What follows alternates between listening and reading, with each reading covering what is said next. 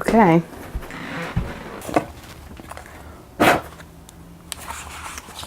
Yep, there it is.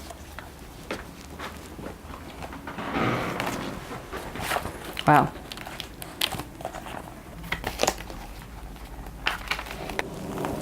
In season 1, I knew like that much about climate.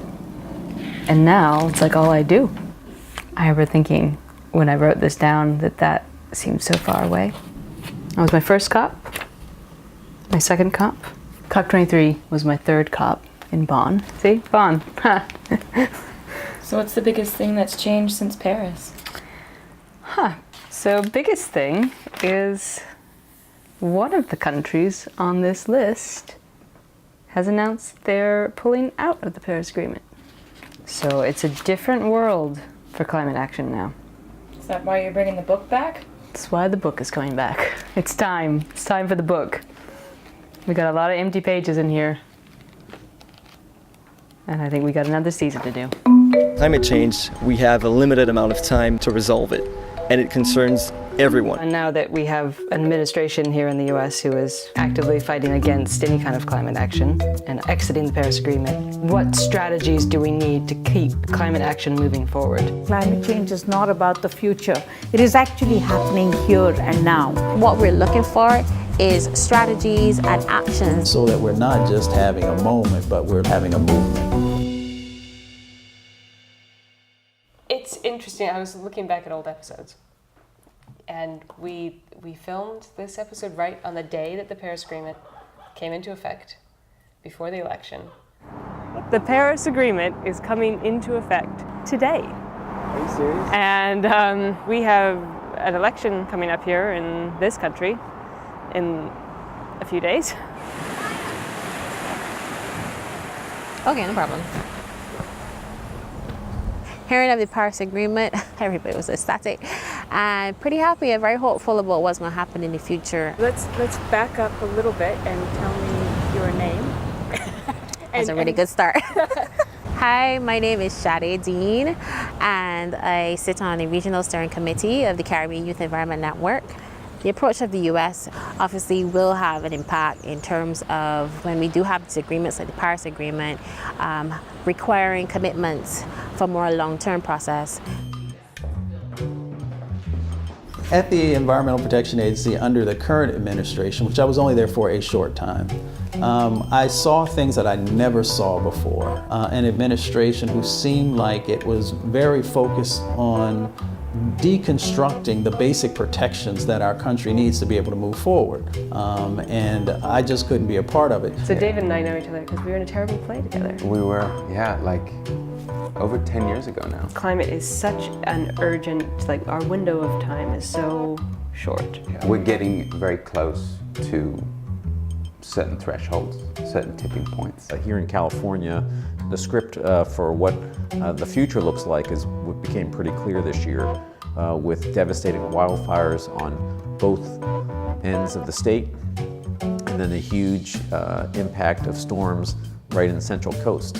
It's not just a concept for India, climate change. We are already seeing this thing rising and glacial melts and things like that. We in the world are beginning to see all the models, all the predictions, every dire prediction is beginning to come true. And that should make it much easier for us to push for action. Trump or no Trump. Exactly. In 2017, with the impacts of the hurricanes, the Caribbean islands definitely went into a state of reflection. Yeah, so it's kind of a wake-up call in a way. Yeah, when we do have these agreements like the Paris Agreement, requiring commitments for more long-term process. If there's no commitment from the US, then what would we do? There was no reason for the United States to leave. They were under no obligation other than the one that they put on themselves, which they had the freedom to get rid of. The way that they've structured the Paris Agreement is so the US has submitted their letter saying we intend to leave. That doesn't go into effect until 3 years after the Paris Agreement came into effect, which is 2019. And then it takes a year to leave. So the day that the US will actually leave the Paris Agreement is the day after the US election of 2020, the presidential election. And now with Syria joining, the US is the only country. Because Nicaragua joined as well. And Nicaragua joined Right, as well, so, yeah. right? So we are truly a lone wolf on this one. The consequence is that there is a leadership vacuum now. While it might have consequences internationally, it's also being filled at home by those who really want to see climate action. I think it's interesting to think about these strategic ways that people are trying to move climate action forward, despite the federal government, Trump announcing that his administration is exiting the Paris Agreement, like galvanized action at a subnational level in a much bigger way. Certain things can no longer happen in our country, and we're just going to sort of co-sign on it. It's very clear with the recent storms that really got people's attention. In the US, almost 70% of people are convinced that climate is human caused. They believe that, ultimately. Which is the highest it's ever been. It's ever been, but also, and the stat that I thought was fascinating, 45% say they worry about it all the time. Like, they are really worried about climate. Wow. So if almost half the U.S. population is really worried about climate, that really tells you that there's a critical mass there. There's movement. There's something that can change. But we've got to give them something to do. Everyone has their own individual, passions and skills, and like, how do you find your niche where you can bring those together? Everyone has something that they can bring to the table. And when you bring it in an authentic way, it helps those organizations to be stronger, it helps the movement to be stronger, and it helps to move our country in a direction where our country will be stronger. I think the Trump election was a real wake-up call to realize that you can't just be complacent or apathetic, and that we need to be taking power into our own hands. Whenever there is these times of crisis, you do find these opportunities for different sets of actors to step up.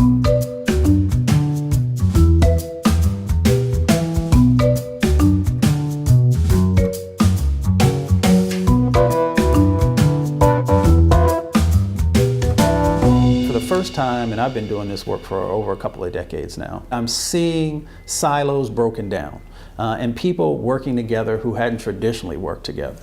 So those are one of the reasons that I'm very optimistic, is that shows the moment that we're in.